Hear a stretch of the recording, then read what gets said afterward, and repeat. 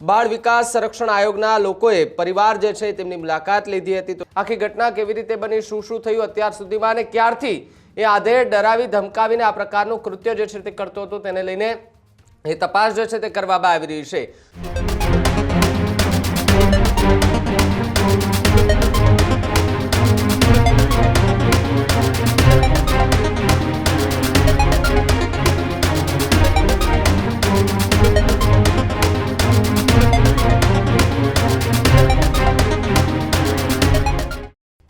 સમાચારમાં આગળ વાત બોટાદની કરીએ તો બોટાદમાં 2 દિવસ પહેલા 14 વર્ષની એક બાળકી માતા બની હતી ને તેને લઈને ચારે બાજુ એ ચર્ચાઓએ જોર પકડ્યું હતું અને સાથે તપાસ કરવામાં આવતા એક 70 વર્ષના ભાભા પર ગંભીર આરોપો લગાવવામાં આવ્યા। ત્યારે બોટાદમાં 14 વર્ષની બાળકી માતા બનવાનો મામલો, ઘટનાને લઈને બાળ વિકાસ જે આયોગ છે એ સંરક્ષણ આયોગ છે તે બોટાદ પહોંચ્યા હતા।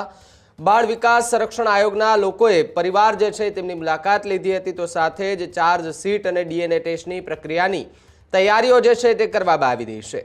સ્પેશિયલ પબ્લિક પ્રોસિક્યુટર નિમણૂક જે છે તે કરવાની ભલામણ પણ કરવામાં આવી છે।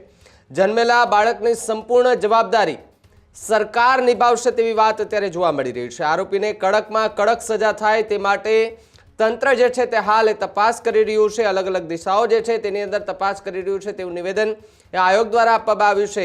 70 વર્ષીય આધેડે યુવતી પર વારંવાર દુષ્કર્મ આચર્યું હતું।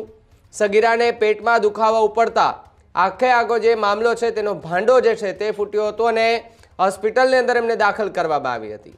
સગીરાને જ્યારે હોસ્પિટલમાં દાખલ કરવામાં આવી ત્યારે ડૉક્ટરે એ બાળક જે છે તેમને ત્યાં જન્મ અપાવ્યો હતો અને ત્યારબાદ આખો મામલો જે છે તે સામે આવ્યો હતો। કોંગ્રેસના નેતાઓ ત્યારે હોસ્પિટલ પહોંચ્યા હતા, સગીરા સાથે મુલાકાત કરી હતી, એમની સાથે ચર્ચા પણ કરી હતી।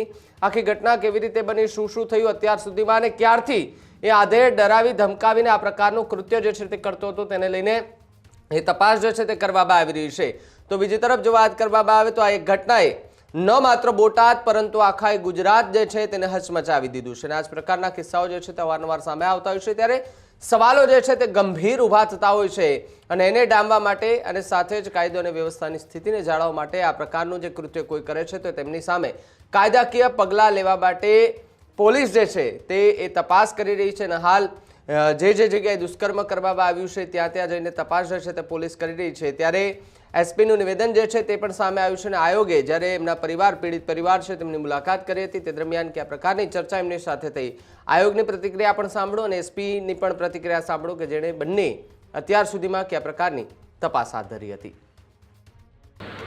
બોટાદ તાલુકાના દરગરા ગામમાં જે એક 14 વર્ષની સગીરા ઉપર દુષ્કર્મ આચરી એક 70 વર્ષના વૃદ્ધે અને જેના પરિણામે એક નાની સગીરાને બાળકનો જન્મ થયો, જેના અનુસંધાનમાં આજે બાળ અધિકાર સંરક્ષણ આયોગની ટીમ વતી આજે બોટાદ તાલુકાની મુલાકાતે આવેલ અને સૌપ્રથમ તમામ ઘટનાનું નિરૂપણ કરી તમામ વિગતો મેળવી તપાસ કરતા આજે એ વિગત ધ્યાને આવેલ કે સદરુ બનાવ ગત તારીખ 30ના રોજ સગીરા બોટાદની સરકારી હોસ્પિટલમાં દાખલ થયેલ પ્રેગ્નેન્ટ હોવાના કારણે, જેના પરિણામે એક બાળકનો જન્મ થયેલ। એટલે જે ધ્યાને આવતા અને ખાસ જે મીડિયામાં બધા રિપોર્ટ અને વિગતો આવતા સમગ્ર JJW અને અમારી CWCની ટીમ, જિલ્લાના બાળ અધિકારી તમામ લોકોએ આજે સાથે મળી પરિવારની પણ મુલાકાત લીધેલ, કલેક્ટર સાહેબ સાથે પણ આ અંગે બેઠક કરે અને સદરુ કેસમાં કોઈ પણ જાતની કચાશ ન રહી જાય તે માટે કલેક્ટર સાહેબને ભલામણ કરેલ અને ખાસ કરીને પોલીસ તંત્રની વિગત આ અંગે તપાસતા સદરુ કેસમાં પોલીસ તંત્ર દ્વારા સગીરા તારીખ 30ના રોજ દવાખાનામાં દાખલ થાય છે અને એ ફરિયાદ આપે છે અને 1લી તારીખે પોલીસ તંત્ર એક્શનમાં આવી અને તાત્કાલિક ધોરણે ફરિયાદ દાખલ કરી 24 કલાકની અંદર આરોપીને પકડી પાડેલ છે અને આરોપીને પકડી અને જેલ હવાલે કરેલ છે। તેમજ પીડિત પરિવારના લોકો સાથે પણ પોલીસ તંત્ર દ્વારા એમની સાથે પણ સંકલન કરી એમને પણ કોઈ ભય અને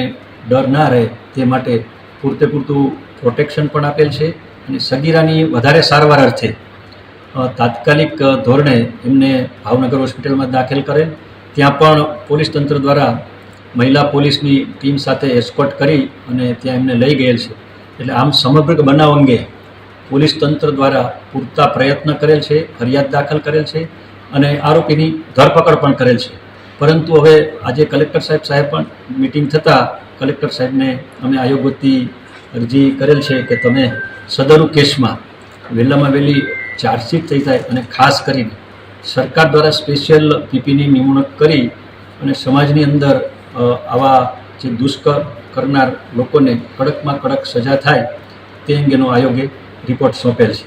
ખાસ કરીને કમલેશભાઈ, આ જે બાળકી છે એ નાની ખૂબ જ 14 વર્ષની ઉંમર છે, ત્યારે એને પુનઃસ્થાપન માટે તમે કઈ રીતે બાળકી 14 વર્ષની છે, એના પુનઃસ્થાપન માટેમાં સરકારના કાયદા મુજબ જે બાળક છે એ બાળકને જન્મથી લઈ અને 18 વર્ષનું થાય ત્યાં સુધીની સંપૂર્ણ જવાબદારી સરકારશ્રી દ્વારા પૂર્ણ કરવામાં આવશે. તેમનું આરોગ્ય, શિક્ષણ આ અંગેની તમામ જવાબદારી સરકાર નિભાવશે અને સરકારમાં આ અંગેના અલગ અલગ બોર્ડ અને અલગ અલગ હોમ ને બધું છે, એટલે એ અંગે પૂરેપૂરું સરકાર આમાં રસ લઈ અને એના આરોગ્ય અને શિક્ષણની સંપૂર્ણ સંભાળ એ કરશે.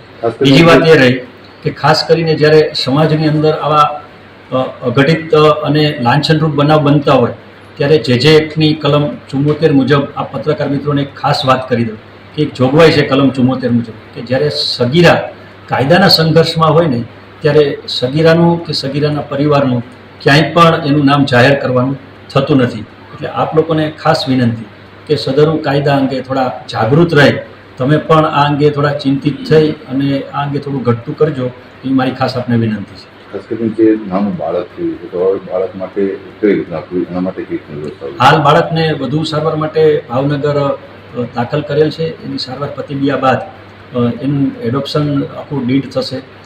એડોપ્શન ડીડ થયા બાદ એની આખી જે લીગલી પ્રક્રિયા છે, લીગલી પ્રક્રિયા પૂરી થયા બાદ બાળકને સરકાર દ્વારા હસ્તગત કરશે અને એને હોમમાં મોકલી આપશે. સંપૂર્ણ સાર સંભાળ સરકારશ્રી દ્વારા કરવામાં આવશે. બોટાદમાં માનવતાની શર્મસાર કરી નાની બાળકી 14 વર્ષની બાળકી માતા બની છે, શું કહેશો? આ જે ઘટના બની છે એ આપણે ખૂબ જ પોલીસે સેન્સિટિવિટી આમાં દાખવીને અને તાત્કાલિક જે બાળકી છે એમને આપણે ઇલાજ માટે હોસ્પિટલમાં લઈ જવામાં આવ્યા. પછી ત્યાંથી એ લોકોની જે એ સગીરા છે એમની માતાની ફરિયાદ લેવામાં આવી અને ફરિયાદ પછી જે ખબર પડી કે આમાં આરોપી છે એ અર્જનભાઈ ખોડાભાઈ પટેલ જે લગભગ 70 વર્ષની ઉંમરનો છે. તો એ આરોપીને આપણે તાત્કાલિક પકડી પાડવામાં આવેલ. લગભગ આપણે કહીએ કે બીજા દિવસે જ એમને જ્યારે FIR દાખલ કરાવી ત્યારથી બીજા દિવસે 24 કલાકમાં જ આરોપીને આપણે અટક કરવામાં આવી.